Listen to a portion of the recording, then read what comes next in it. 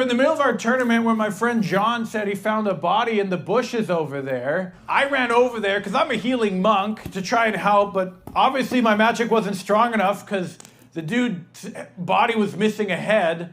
So my friend decided to try and use a necromancer spell, which didn't work, which I knew it wouldn't.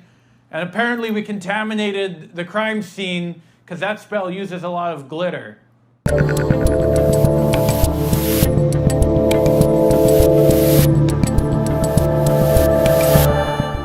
Dave Rubin, this is the Rubin Report. It is April 4th, 2023, and we had to start you with a little satire cold open there because I saw that video yesterday. It was making its way around the internet, and we have entered a strange, I would say, uncanny valley portion of humanity right now, which is where it is impossible to tell if something is real or satire at this point. It turns out that that clip, which looked like it was from a local news recap on someone being beheaded in the forest, it turns out that the guy's a comedian and it was satire. But we just can't tell anymore because the news is getting more ridiculous by the second. And today is a day that will go down in the history of ridiculousness because Donald Trump, obviously, with this arraignment and the indictment and the whole thing, we're going to be covering that and a bunch more today. But it's a bad day. It's a bad day, guys, period.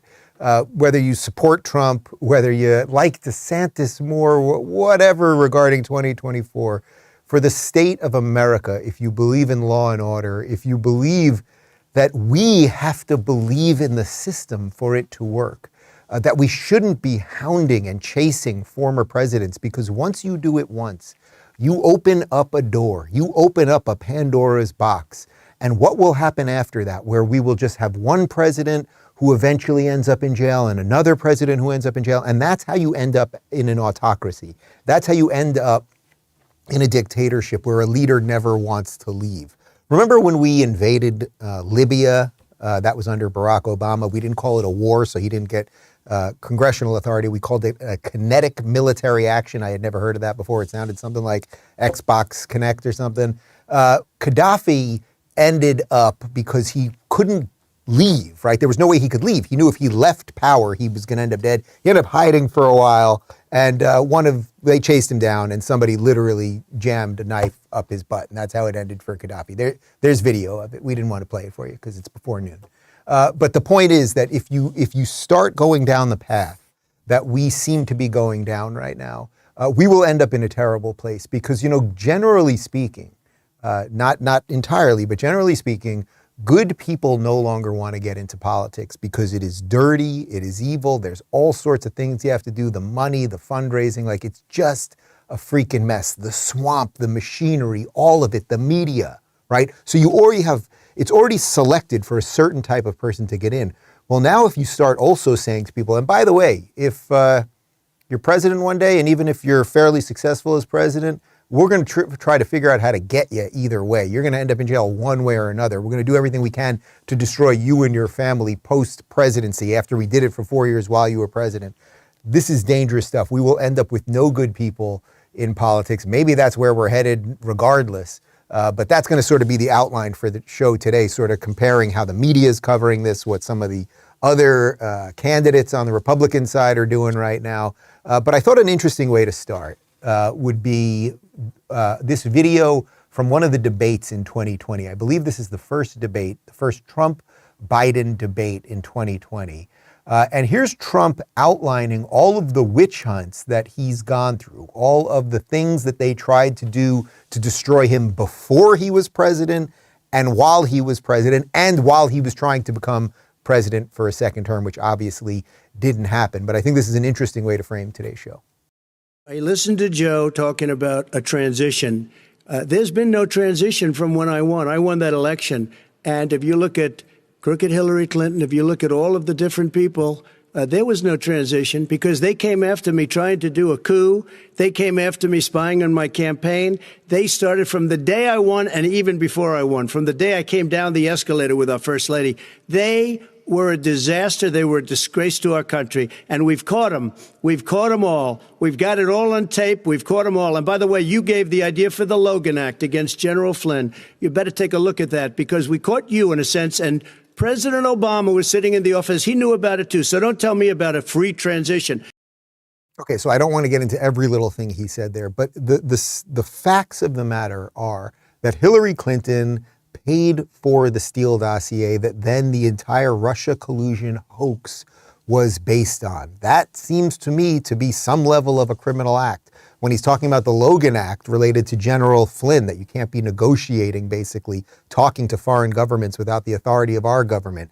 It's like, what was Hunter Biden doing in Ukraine, which he obviously got the job through his dad? Like, the point is, there is so much criminality related to politics and high-level politicians, especially at the international level. You don't think that Ukraine right now is a giant money laundering operation? How does Barack Obama, who was a community organizer and a senator for a term or so before he became president, how does he now have, how much is his house in Martha's Vineyard? It's a 30-acre house on the water. It's got to be worth at least $15 million.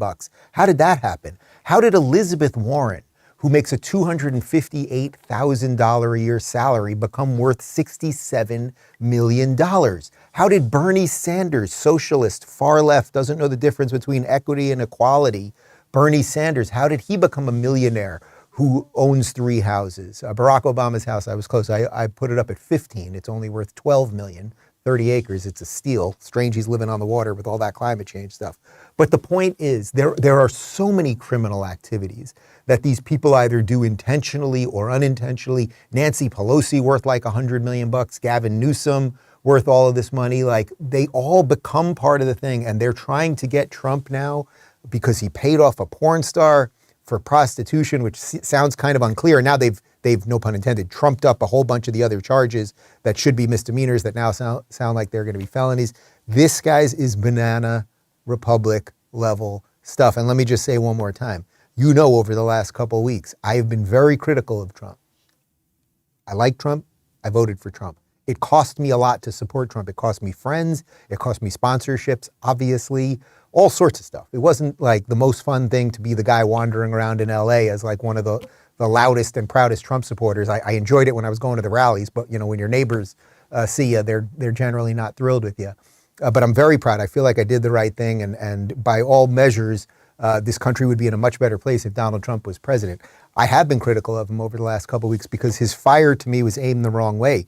This indictment was potentially coming. You could be attacking all day long the ridiculous ineptitude of this Biden administration, and he was going after DeSantis, the guy that he backed 2 times, who he lives in his state, and all of the crazy name calling and all that stuff. So I was critical of him on that, but I just want to be clear, there is no daylight here on the absolute farce that this indictment is. And speaking of farces, here's Joe Biden's comment, or lack thereof, on the Trump indictment. Are you worried this will further divide our country, the indictment? I have no comment on that. Mr. President. No comment, not even anything about ice cream, just absolutely nothing. So what does it mean if you have no comment about this? Do you not care about our democracy? Do you not care about the justice system? Do you not care about equality under the law? Or how about basic virtue or morality or the rights of the individual? Joe Biden knows that the swamp and the machine is doing his dirty work. We have an 80-some-odd-year-old man who has dementia or something close to it, who sometimes shakes hands with air, who often walks downstairs and asks people for ice cream when he's supposed to be giving a talk or a speech. He is confused. He doesn't know what's going on. He really doesn't. Yes, they can make him lucid for 2 hours a day somehow with whatever drugs they're putting him on. And they'll do it again for the next debates because somehow they're going to put this guy up again. It's absolutely ridiculous. But he can't comment on this. He has no comment. Why wouldn't his comment be, well, I stand with the NYDA. I stand with Alvin Bragg, New York. Why didn't he even say that? He doesn't have the balls to say that. But Trump has been predicting something that I think is clearly coming true. You know, one of the lines that Trump always said was, they're not coming after me. I'm just standing in the way, meaning they're coming after you. And I think we're sort of seeing that. We're seeing that if you are on the margins of what society will allow, whether that means you're good or bad, it's completely irrelevant. They will come for you. And they are looking to destroy you, and they're looking to disassemble every facet of your life through Trump. So you don't have to love Trump. And again, I've been very critical of him. Like I'm tired of a lot of the name calling. I'm tired of it all being about him all the time. I think we have to get past some of this stuff. But if you want to take a principled position is this is an absolute farce, and this is clearly only because he is running in 2024. If he had just gone out to pasture, right? Just gone back home to Mar-a-Lago and just said, you know what, I'm just going to hang out amongst the gold and the women with all the plastic surgery, and we're going to have our little parties, and I'll wear tuxedos, and people will come and say how great I am, and I'll eat all the fancy foods and blah, blah, blah, and just lived out his life. This would not be happening. This is clearly happening because of 2024. And that's not how the justice system is supposed to work. So we got a lot to unpack on today's program related to all of that. Before we do, let me talk to you guys about balance of nature. You know, nothing is more fundamental than the fact that fruits and vegetables are good for you, but eating all the fruits and vegetables you need can be time-consuming and expensive, which is why I take Balance of Nature. I took them this morning. It gives me a foundation of nutrition and the positive effects of a wide variety of fruits and vegetables in just a couple seconds. See why hundreds of thousands of people take Balance of Nature every day. Get 35% off your preferred order, your first preferred order, when you use discount code Dave. That's right, 35% off your first order just by using discount code Dave. And now back to me. Okay, so there's always two things that are happening here. We have sort of what's actually happening. So Trump is being indicted, like this thing is actually happening. And then we have the way the media filters the truth, right? The media could respond honestly to the truth. They could, even the people that are Trump deranged could be going, imagine, wouldn't this be refreshing if someone on CNN or someone on MSNBC or a columnist in Washington Post or New York Times, wouldn't it be refreshing if they were like, you know what, over these last couple of years, I've been very critical of Trump. Some would say I've had Trump derangement syndrome. I was thrilled when he got out of office, blah, blah, blah. I called him Hitler and his supporters racists and deplorables. But I don't like the way this thing's going right now. There's a dangerous, slippery slope here, and this could come for all of us. Where is that type of principled person? I think you could very easily connect that to the failure of the people who I'm usually most critical of these days, which are the last remaining liberals. This is the fault of sort of these people. Like if there's ever a moment to be principled, now is it, but I can't find any of them being principled. So you have the truth that is happening, what's really going on the ground, and then you have the way the media responds to it. So I apologize, guys. Well, we are showing you some view clips, but we're going with Stephen Colbert first, so here you go. I have a dire warning for average citizens. It's not even about Donald Trump. It's about every American, because if they can do it to Trump, they can do it to you. With this indictment, I think it's an indictment on everybody in America. I mean, if it can happen to him, it can happen to you and I. That if they can do this to Donald Trump, they can do it to you. If this is what can happen to him, it can happen to anyone. If they can do that, they can go after you and me. It's true. If this indictment stands, then no one who has their fixer pay six figures in hush money to their porn star lover, then reimburses that fixer out of business accounts, then falsifies it as legal fees and conspires with the publisher of the National Enquirer to catch and kill stories about his other extramarital affairs as part of another illegal violation of campaign finance laws will be safe. None of us. Folks, you know the old saying, first they came for the former president, and I said nothing because he is so guilty. Comedy, it ain't what it used to be. Look, I don't even think we have to comment on the specifics of the charges. It's largely irrelevant. There's a certain set of people that want him to be in jail, no matter what, a certain amount of people that want him to walk no matter what. What I'm talking about here is sort of the blue sky version of this, is what direction this will send the country in if this guy ends up in jail. Where will it send the country? It will send the country to hell. It really will. And Stephen Colbert, man, I always say the thing about Stephen Colbert, it's that line I used with Bill Maher that he was into, that Stephen Colbert just gives the machine what it wants. And what Stephen Colbert is forgetting is that people like him, people like Brian Stelter, these types of people who just give the machine what it wants, they do whatever the sort of spirit of the day is. Eventually the machine doesn't need you anymore. And when the machine doesn't need you anymore, it gets rid of you. And the machine, you could be applauding, they're taking Trump to jail, they're going to get Donald Trump now. Colbert, they could come for you for one reason or another one day. That's also why so many of the wokesters are former comedians who used to be politically incorrect. Then they feel this guilt, so they have to run cover for their former guilt. Anyway, now we got to show you some of the ladies of The View. They are thrilled. What an incredible day it was yesterday as all this was unfolding for the insane.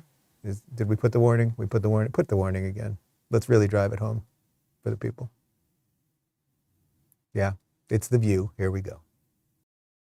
And to quote the great Sonny Hostin, the twice impeached, I can't even speak. Twice impeached. The twice impeached, one term, once indicted, but who's counting? Former president is reportedly facing more than 30, count them, criminal charges. So, how do we feel about this unprecedented moment in American history? I called it. Did you? We feel good. Begging for applause. I It's not said kosher. he would be held criminally responsible because no one is above the law. He would be at the very least charged. He not only has the New York case, he has the Georgia case, he has the Department of Justice cases. There are 2 or 3 of them there. I mean, you can't commit so many crimes and think that you are above the law, even if you are the president. The audience, you know that if the audience of The View is not sure when to applaud, that you might be missing something. I think the audience is actually smarter than them. They are thrilled that the guy that they hate is potentially going down. They don't care why he's going down or what evidence there is or isn't, or, as I'm talking about here, what this does to the fabric of the country. The amount of people who feel that Trump was unjustly attacked. You know, it's funny, Joy Behar is talking about 2 impeachments that nothing came of them. The January 6th hearing, that nothing came of it. The Mar-a-Lago raid, that nothing came of that. Like, how many times, again, as Trump said at the beginning in that first clip, they were going after him before he was president with the Steele dossier and everything else. So all of these things have systematically failed, but because they went all in, he's Hitler, we got to keep going and keep going and keep going. So now the audience is being cued to applaud because they don't even know what they're applauding. I think the audience might be going, but maybe this is just a bit much. Here's Ana Navarro. She put on a little extra makeup yesterday. You'll see in just a moment. She was all zazzed out. She's very excited that the grand jury is going to go for him.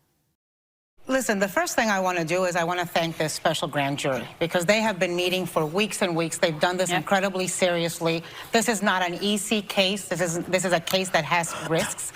And so I thank them because these are regular New Yorkers.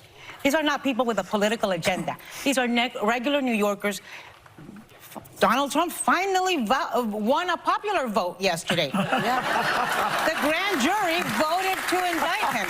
You know, I was thinking last night, boy, because I was reading this article where Ivanka and Jared apparently want to start their new life in Miami, and I was thinking, you know, they now can give their children the distinction of having matching mugshots for both of their grandfathers. Yeah. You can pick whether you want Charlie Kushner or Donald Trump mugshot if you are Jared and Ivanka's child. She really is terrible. You know, let me say something on a personal note. You know, we've become pretty friendly with Ivanka and Jared over the last couple months since we got here. When we got down to Miami, I got a note from Jared. Hey, heard you moved down here. Would you guys like to come over for dinner? They are good people. They are good, decent people. And they absolutely have my support. And that she finds this fun. Ana Navarro finds this fun. That Jared and Ivanka's children will have matching mugshots.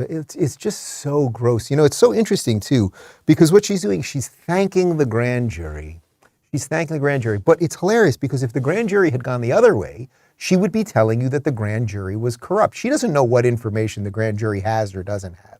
But she's thanking them because she's getting the result that she wants. Had the grand jury looked at the evidence, and we don't know what pressure they were under. I love how she's saying, well, these are just regular New Yorkers. They're not political people. You know, we're all humans in society. Politics affects all of us. Trump, when you guys have trumped him up to be Orange Hitler, that concept is sort of in an awful lot of people's brains, people that end up on grand juries. So she has no idea whether the grand jury was politicized or not. She simply has no idea. But this idea, oh, the grand jury is good when it does what I want it to do. But you know damn well, if the grand jury had tossed away the charges, she would be sitting there today telling you how corrupt the grand jury was, the system is screwed up, they should have another trial, they should find him on something else, burn it all down, yada, yada, yada. I don't like those ladies of The View, guys. I want people to know it. Let me talk to you guys. Oh, we have one more here. If you want to know a little bit more about the grand jury, these people, and you go, well, these are just regular citizens. They're not political people. Do you remember when Georgia now has another case going against Trump, but then they did have a case about a month and a half ago that got thrown out. This is a video. Did we show this on the show, or did I? I don't think we showed this on the show. This really is incredible. Now, just to contrast what Ana Navarro just said right there. These are just regular people that are on these grand juries, right? As if they exist in vacuums. They are not affected by anything. They have no political leanings or biases or anything else. We all do, okay? It's part of being human if you're going to be a functioning person in society. So this is a woman who was the foreperson on the Georgia grand jury that in the case that got thrown away, okay? Now there's another case coming, but this is about 2 months ago. And tell me, if the foreperson, when you're the foreperson on the jury, you're kind of in charge. You're like wrangling the cats and trying to get everybody to agree on stuff. Now they threw the case away, but you tell me, does this woman seem unbiased and sane and the type of person you would want in charge of who goes and doesn't go to jail? Personally want to hear from the former president. I wanted to hear from the former president, but honestly, I kind of wanted to subpoena the former president because I got to swear everybody in. And so I thought it'd be really cool to get 60 seconds with President Trump of me looking at him and being like, do you solemnly swear? And me getting to swear him in. I kind of just thought that would be an awesome moment.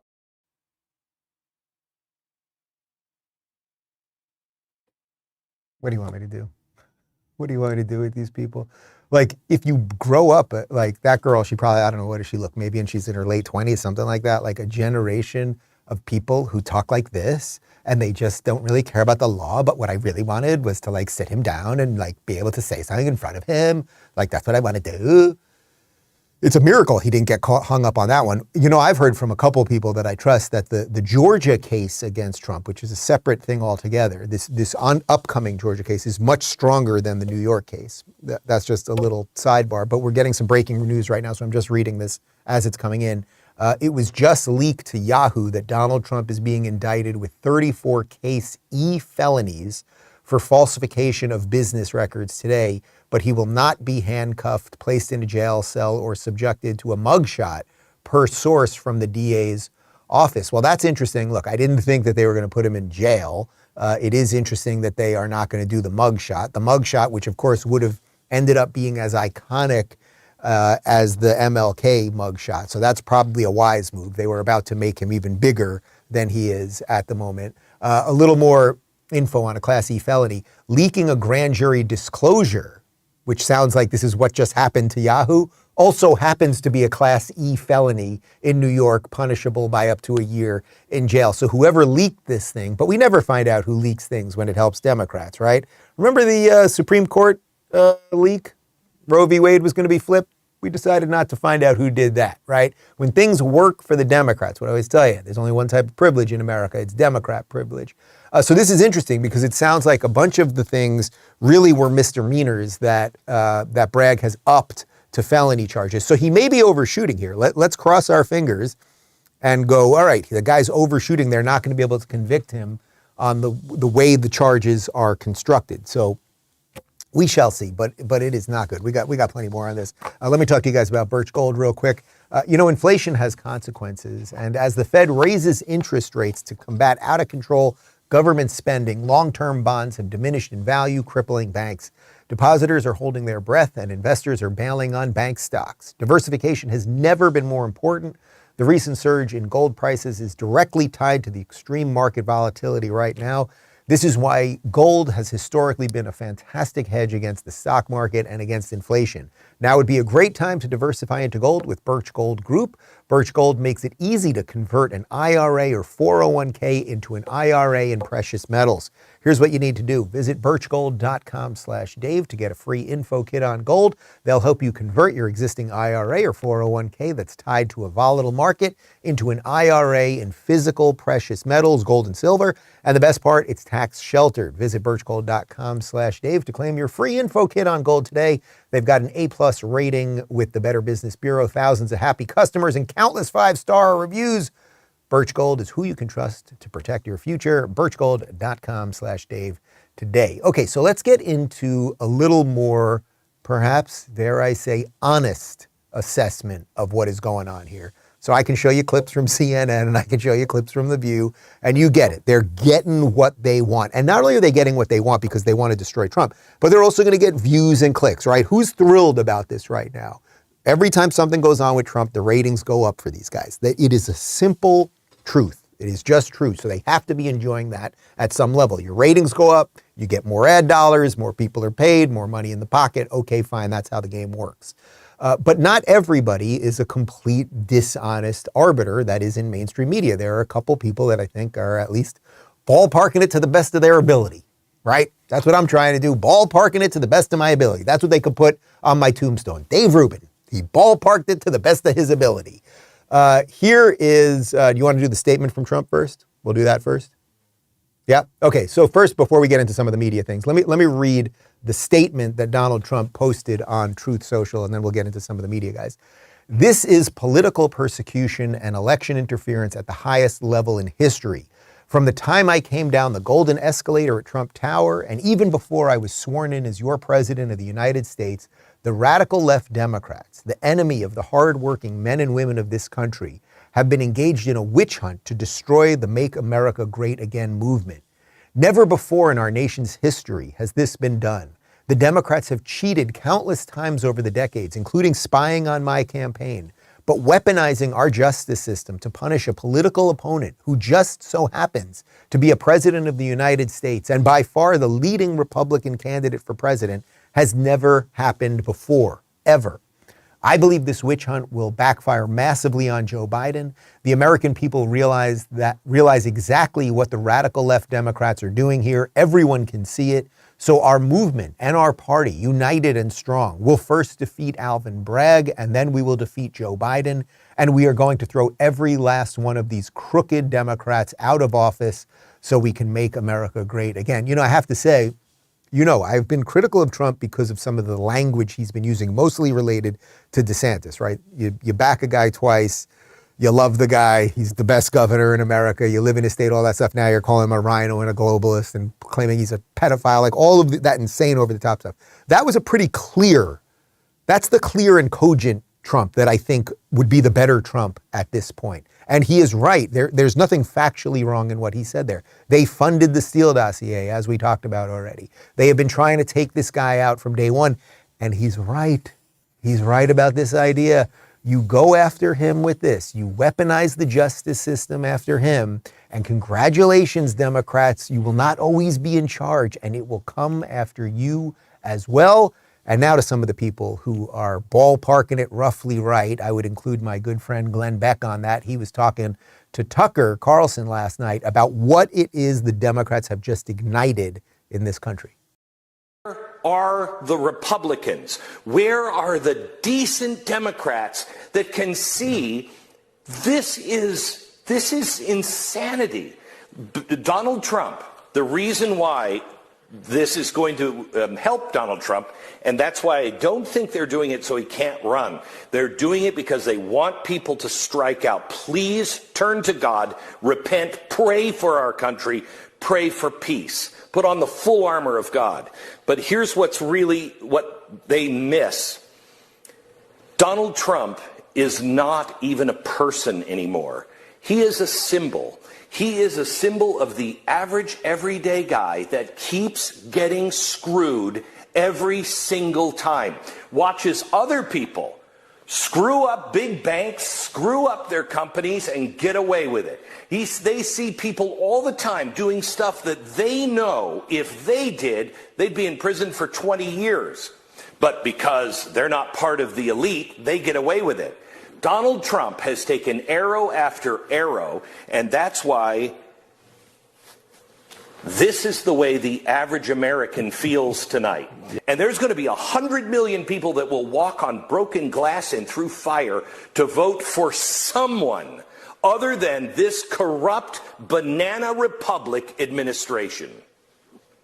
That's, I think, exactly right. Glenn Beck, wow. You know, let me tell you something about Glenn. You know, obviously you guys know Glenn, and I've interviewed him many times, and I know Glenn personally. Glenn is the most soft, pleasant, like lighthearted, fun, smiley guy. So when you see Glenn with that, with his sort of brow down like that, and with the tone that he's talking about, it's like he really, really means it. And I think he's right. I'm not going to put a hat on because I just got a haircut yesterday, and I'm feeling quite good about it. So there will be no hat being put on for me today. But I think Glenn's main point there is right. Trump, he's not a person anymore. There is a human, Donald Trump, that human who wears the suit and the red tie and hangs out at Mar-a-Lago and, you know, sends out his Truth Social messages. But that's not what this is about anymore. He is right. This is a symbol. This is a symbol. Go back to the Christopher Nolan Batman movies about the importance of a symbol, right? And Donald Trump is now a symbol. And if they can destroy him, if they can figure out a way to do this, who else will they come for? How else will they come for people? Will they ever let go of control? Will we end up with basically sort of these broken states? We'll have all these different broken states. I mean, maybe we have this already to some degree because the blue states are so broken, but really corrupt justice systems in certain states, less corrupt justice systems in other states. There'll be a constant war in a federal government that nothing will ever get better. I mean, maybe we're in all of that stuff right now, and Trump's the last guy to do something about it. I don't even know that Trump's the guy that can fix this thing. I mean, that's sort of been my calculation. If you're talking about the bigger problem about actually draining the swamp, getting things to be a little more normal and everything else, I don't know that he can fix it. If he was sworn in as president in a couple of years, it's like maybe all hell breaks loose again and they unleash the riots in the streets and they burn everything down, and maybe he can't get good people to work for him because too many people will be afraid or he's turned against too many people or whatever. My calculation has been all along that DeSantis is the better choice on that. But that is utterly irrelevant. It is utterly irrelevant. We cannot end up in a situation where we do this because we will end up with only worse and worse people forever. I discussed just that with Vivek Ramaswamy. His new podcast launched yesterday. We taped this about 2 weeks ago. I was the first guest on his podcast. So we taped this 2 weeks ago just as the indictment was announced. So this is right after the indictment was announced, but I believe it was before Tuesday, right? It was either before the Tuesday that it was about to happen, or it might have even been that day. But you can see we disagreed on a bunch of stuff. If you watch the whole thing, it's about a 2-hour conversation. But one thing we fully agreed on was the circumstances surrounding Trump's indictment. It's wrong. We should not live in a country where the political party in power uses the police state to arrest its political opponents. That's the stuff of banana republics. We're skating on thin ice as a country right now, and I don't care if you're Democrat or Republican, whether you're Joe Biden running against Donald Trump, whether you're me running against Donald Trump, or whether you're Ron DeSantis running against Donald Trump. It's a moment that calls for principle rather than political calculation. That's why I spoke up about this. I guess I assume that you feel the same way, but I guess I can't be, I'm not sure about it. So I'd love to hear your opinion on the Trump situation, but that's what's on my mind today. But I think it makes me think more deeply about these questions of leadership in our country too right now. Sure. So let's start with the easy stuff, the agreement stuff. And for sure, the only thing we discussed before we started recording this is that we're going to get into everything sort of with no rules. And there are points of disagreement that we'll gladly get into. But I can very easily, just to jump off on the Trump stuff, completely agree with everything you said right there. We are potentially entering, and maybe we've entered it already, banana republic level stuff. We're back. We're back. Oh, sorry. I was looking at myself and then I'm back. Okay, that's me. I think I might be wearing the same thing. Look, this is where we're at. It doesn't matter if Vivek and I don't agree on everything. And if you watch the podcast, and I recommend that you do, you can see we get into a bunch of things that we disagree on, tactics and tone with a few things. But this is good. To see Ron DeSantis come out and lay out that statement, we will not extradite this guy. It's a George Soros-backed DA. This is complete corruption for a DA that is letting people off of major crimes, and this is selective enforcement of laws. So we're not going to be involved in this. That's great. Vivek, who could draw blood from Trump right now. So you can see when people have a moment to stand up. Like if Trump was arrested, this helps Vivek, right? Like Vivek is going after the populist crew. So if Trump is out, Vivek would rise very quickly, but Vivek is taking the right position there. I think Nikki Haley has also taken a similar position. So these people, and this is what I have been saying all along about the sort of wide swath of Republicans, and we'll see who else gets into it. I'm going to show you a new guy who just announced in just a second. But right now, this swath of Republicans that's getting involved, these are pretty decent people, even if you disagree with them on certain things. And I mean that about Trump. I mean that about DeSantis. I mean about Vivek. I mean it about Nikki Haley. One that I'm not so sure what I think about is Asa Hutchinson, who is the former governor of Arkansas. You know, why don't we flip the order of these videos? Well, can we do the second one first? He's just announced that he is running for president in 2024. I have made a decision, and my decision is I'm going to run for president of the United States.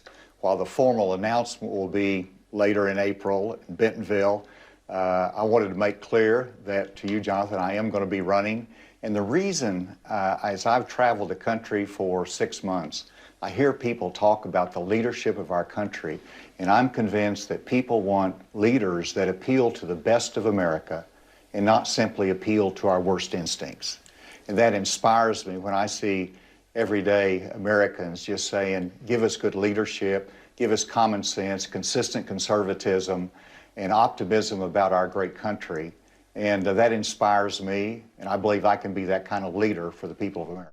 Okay, so that's Asa Hutchinson, former governor of Arkansas, as I said. He is going to be the type of Republican that is going to get a lot of mainstream press, right? Because he won't really have any support, but the mainstream media will tell you this is the type of Republican we should have. This is the type of sort of Mitt Romney-ish, nice guy, looks nice enough, we can pat him on the head sort of thing. I have no doubt he's a decent guy. I will gladly interview him. I'll treat him the way I treat all of my guests, of course. But you can see a little bit of the game that gets played here. So we're just pulling back a little bit of how the media operates and how these candidates operate. He knows he's not going to be president. He knows there's no need for his candidacy, because if you want competency and decency in those things, let's say you just hated Trump, right? So you just hate Trump for all the reasons that you might hate Trump. If you want competency and decency, like you've got DeSantis and Nikki already, so he's just doing his thing. But I promise you, he is going to be loved by mainstream media, because he is the type of sort of, it's just sort of like having like an asexual guy at a singles bar. You know what I mean? Like nobody's threatened over this guy. But then he went on another show, and here he is going after DeSantis because DeSantis is standing up for Trump. I mean, my God, here we go. Over the weekend, Governor DeSantis, who very well may be one of your competitors for the nomination, called Alvin Bragg, the Manhattan District Attorney, a menace to society. You yourself, you are a former prosecutor. What did you think of that? Well, I think it's appealing to the worst instincts of America versus trying to sort through a difficult time in our country. And so I look at what Alvin Bragg, the district attorney, has done, and I have said that if the facts are as I understand it, as a former prosecutor, I wouldn't bring that case. But we also need to wait to see what the facts are. There's a lot of unknowns that are here. In addition, you've got 2 additional investigations that are ongoing. Do you see why he'll be a media darling? Like, you can see it, right? Like, you're a former prosecutor. What do you think about this prosecution? Well, I sort of think nothing's of it, but I need to, like, he's just going to always give them what they want so that he can keep being on TV, and people can be like, DeSantis and Trump, who are the real threats, obviously, whichever way you want to go on that, they're scary. Can we put up this guy? That's what it's going to be. This is also a guy who has not done a particularly great job. I don't think we're going to have to focus on him too much over the coming months, but he has not done a particularly great job, I should say, in defending conservative values. When he was governor of Arkansas last year, he vetoed a bill that would have outlawed gender assignment surgery for minors, something, by the way, that Ron DeSantis signed into law in Florida today. That happened today, like an hour ago. We didn't get it in our rundown because it happened so recently. We'll try to get more on that tomorrow. But here's Tucker a year ago asking Asa Hutchinson why he would why would he veto such a bill? Why are we regulating the behavior of children at all if we're allowing children to decide? And by the way, I read a study today that showed the overwhelming majority of kids who do not take life-altering hormones in the end decide not to, quote, transition to a new sex. So there's a lot going on here, but I'm asking as a conservative, you just invoked Ronald Reagan as if he were for chemical castration of children. What other behavior should we not use the power of the state to regulate among kids? Seriously. Well, Why you can't they have debate it sex at every 15? time. And so, look, Tucker, you want to keep talking, or you want me to answer a question? Tucker, I sincerely want you to answer. Well, thank you. And so whenever whether it's beer for minors, these are all issues that you have to address the legislature. You make judgment calls on it. But we also try to restrain ourselves as conservatives and say we don't have to be involved in every issue.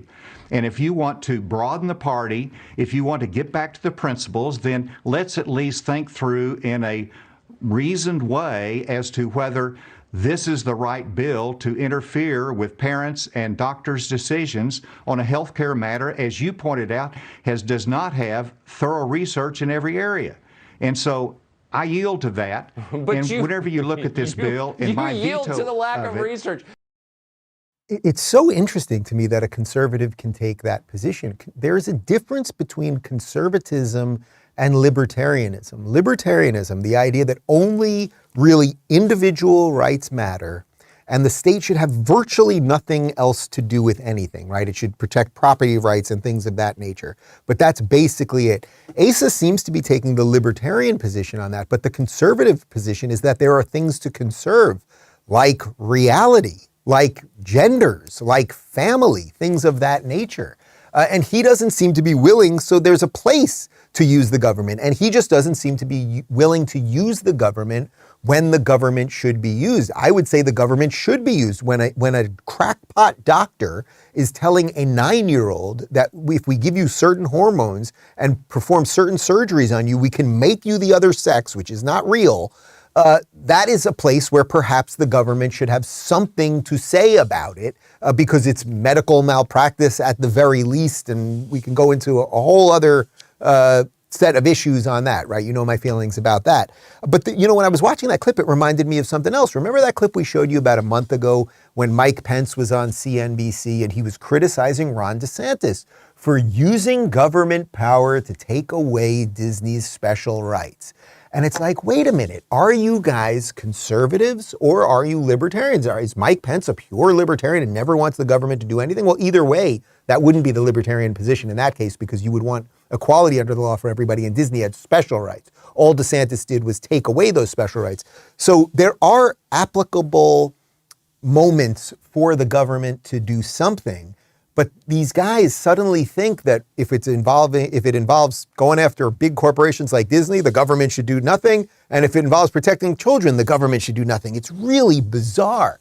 But speaking of bizarre, there are very few, I have not seen any actually. I would love to. Please send me this, especially you guys in the locals chat. If you are finding any liberals or moderates or non-Trump supporters who are saying the right thing right now, I would love to promote them. I really would, because we looked this morning. But the liberals on this are just failing one at a time. And Jon Stewart, who at one time was a decent liberal who has gone off the deep end, he loves trans kids and all this whole thing. Here he is. He was on CNN with Fareed Zakaria talking about the Trump indictment. And again, my position has been, we don't know all of the details of everything, but where this is going to take the country. But listen to Jon Stewart with a slightly different take. The rule of law does not take into account if that might make you a martyr to somebody. I'd much rather have the conversation be, what is the law? What exactly are we saying that he did? His lawyer went to jail for this same situation for a couple of years. So what is the crime? Is it a crime? There are people who say it's selective prosecution, that this would not... Everything is selective prosecution. The reason why Donald Trump became popular in the first place, and the reason why these populist movements, is that the citizenry have become fed up with the lack of accountability for those in power. It's funny, John got the end right there. That is what drives populist movements, that the citizens have had it. We see they live one way, we live the other, that they lie about everything, blah, blah, blah. But John also could use a mirror, because one of the other reasons that Trump became president was because people were sick of people like him. people that mocked everyone who didn't believe exactly what the progressive notion of reality was and who didn't go along with whatever was happening in the day, or who right now, as Jon Stewart's doing on his show that nobody's watching, that he's getting paid a ton of money for, is constantly pushing trans operations on kids and the rest of it. So you guys get that. Also, the way he throws that line out there, everything is selective prosecution, as if that excuses anything. That may be true to some degree, right? It's actually the reverse of what Ana Navarro said. Ana Navarro said, we can trust these grand juries because they're apolitical people. Somehow they exist in a vacuum and they don't bring any of their feelings in on it, so they can do their work honestly. Jon Stewart saying, well, it's all, anyone can have, anything can happen, right? Like, it's just selective. It's selective. People decide to do things. They don't decide to do things. Well, if that's the case, again, you might want to take a more principled approach. Let's say you're right about it, Jon. Let's say everything's selective. Like, there are different pressures on DAs. There are different pressures from the governor, from the constituents, what's going on in that state, which way the political winds are blowing, the media and all those things. Let's say you're completely right about that.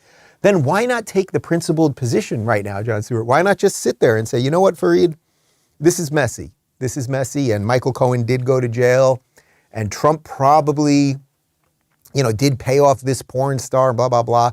But where we will end up if we go down this route is a very dangerous place. Again, Hillary Clinton paid for the fake dossier that led to Russia collusion. What are we going to do about that? Lock her up? Remember when they were chanting lock her up and everyone was saying this is the worst thing ever? But speaking of locking people up, one of the things that they don't do in California is lock people up. Jon Stewart sat down with Gavin Newsom. Gavin Newsom, who has demolished the state of California. And Jon Stewart, slightly to his credit here, went after Newsom a little bit, but then kind of excused most of it, because what's happening right now in California is, first off, they're taking felons, they're lowering them to misdemeanors, they're putting less people in jail, they're letting more people out of jail. Petty crimes aren't going to jail. You can trespass, they won't arrest you. Certain amount of drugs, they won't arrest you. You guys get the amount of things that this leads to and the decay that has happened in Cali, which is why so many people are fleeing. But here's Stewart basically massaging Gavin Newsom's record over crime and giving him, in essence, a pass. But it's not horrific, but it's mostly pretty bad. This system isn't built to cherish each individual and get them to see their own worth. No. This is built to keep them from killing each other while they're in here. Correct. But as a society, you're right, we have to actually believe in the core tenets of what we practice in our faith. Right. And that's second damn chances and redemption. Mary Reese, you wanted to commute her sentence. You sent her back to a parole board. She's been in prison for a series of burglaries, not nothing, but clearly not a violent offender. Right. She failed her parole hearing based on having borrowed, I think, hair gel from another prisoner and some other things. And on the flip side of it, you have an offender who was let out and killed a police officer. Yeah, recently. Devastating. Devastating. Yeah. That person that killed that police officer, the district attorney, accused me of being responsible for that. I live the realities. I don't know them. It's not intellectual. That's I'm right. living them. Sure. That's, and that puts you on your heels. No, it didn't put me on my heels. It actually put me on my toes. Right. You want reform and you want to be progressive. I want public safety. I want real public safety. I want people to feel safe. It's about your own self-interest. Right. It's so interesting to me. It's about your own self-interest. Gavin Newsom doesn't give a shit about anyone's self-interest in California after what he's done for the last couple of years and what he's done on crime and the way he destroyed San Francisco. And Jon Stewart pointing at him, oh, yeah, you're right on that one, dude. But the first part, the opening part of that clip, is what the most interesting part is. And then I think this goes to what the flaw and why I think it actually is, to some degree, a spiritual issue here, not a political issue. Jon Stewart opened that by saying, the system isn't built to cherish these people and get them to see their own worth. Well, that's not what the system is designed to do. Our system, because we are all flawed people, hoping to build a system that will just protect our individual rights, things that Gavin Newsom doesn't care about. Our system was built to do three things. In essence, it was one thing, really, but protect what? Life, liberty, and the pursuit of happiness. Protect life. We're going to make sure we have a police force and an army so people can't invade, and your murderer is not going to show up at your house. Liberty, your ability. We're going to protect liberty. You will decide who you want to communicate with, who you want to have in your inner circle, what you will want in your local community. That's liberty. how you will live your life, what you want to go pursue. And then, of course, the pursuit of happiness, not the guarantee of happiness, but because we will make sure that you're not going to get killed to the best of our ability, and we'll make sure that you can do what you want to do, hopefully, or at least try to go for that, then you can pursue happiness. Wouldn't that be sweet? Wouldn't that be sweet? And that was, although it may sound old, and it was written by a bunch of old white people who are long since gone, it was pretty innovative for its time, and it still stands the test of time. But why I say it's a spiritual thing is you can sort of see what lies behind the mind of a liberal. Jon Stewart gets up there and says, though the system is wrong, the system doesn't cherish people. The system doesn't get people to see their own worth. Yeah, because that's not what the system's supposed to do. What kind of system are you talking about? A system that does not exist. People can't even do it in their own lives, in their own homes. Fathers can't do it for their sons half the time, right? And you guys wish you could build a system where everyone would be cherished. But then you elect dingbats like Gavin Newsom, and well, here we go. Here's a great segue. So what is Gavin Newsom doing right now so that people can cherish their lives, so that people can see their own worth? Well, he's letting a whole bunch of people out of jail. This is from Fox News, Bill Malugin. The LA County Board of Supervisors has quietly added a proposal on Tuesday's agenda that seeks to decarcerate and depopulate LA jails by directing law enforcement and courts to vastly expand the use of cite and release and return to COVID emergency bail schedule. Because it was going so well during COVID in LA. The proposal would also ask the sheriff to cite and release anyone with a bail of $50,000 or lower, which could include possession of child porn, domestic violence, illegal carrying a firearm, and violent offenses like residential burglary, robbery, and assault with a firearm. The proposal was put forward by LA County Supervisors Hilda Solis and Lindsay Horvath as part of a Care First, Jail Last agenda.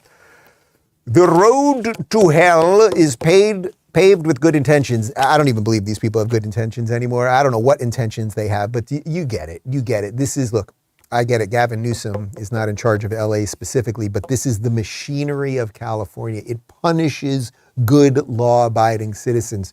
So if this passes, that means in a week from now, or whenever it would go into effect, the guy who's been in jail for 3 years for beating the crap out of his wife is going to show up at home again because we care more. We jail last.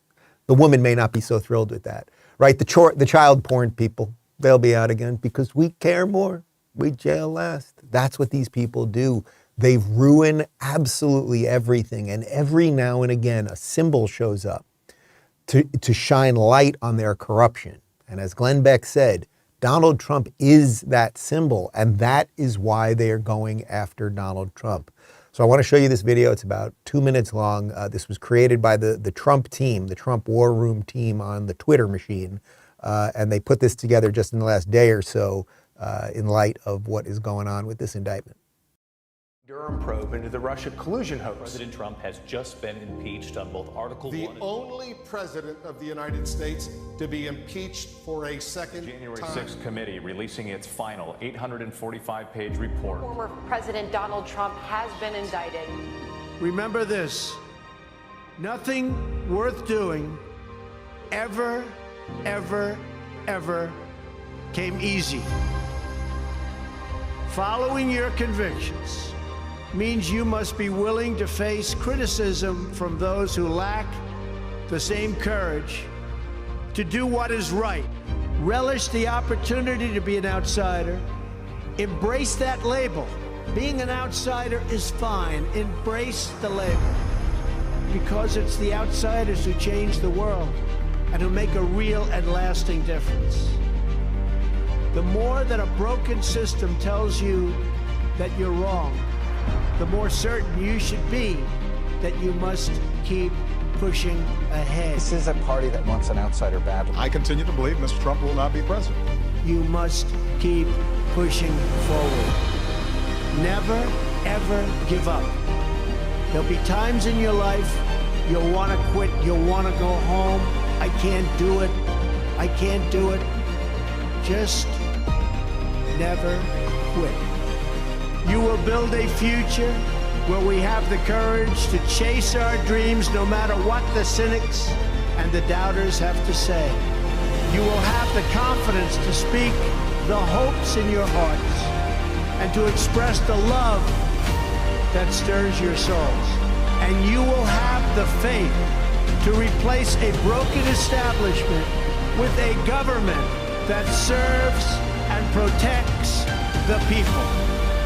If they're not coming after me, they're coming after you. I'm just standing in their way. And I always will stand in their way.